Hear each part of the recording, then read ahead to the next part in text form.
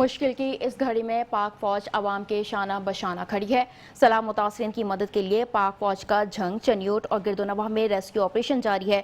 پاک فوج کے جوانوں نے سیلاب میں پھنسے افراد کو کشتیوں کے ذریعے ریسکیو کر کے محفوظ مقامات پر منتقل کیا ہے۔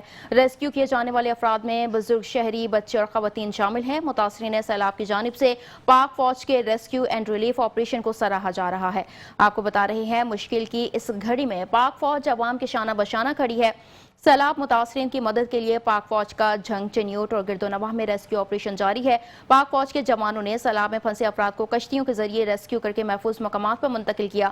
ریسکیو کیے جانے والے افراد میں بزرگ، شہری، بچے اور خواتین شامل ہیں۔ متاثرین سیلاب کی جانب سے پاک فوج کے ریسکیو اینڈ ریلیف آپریشن کو سراہا جا رہا ہے۔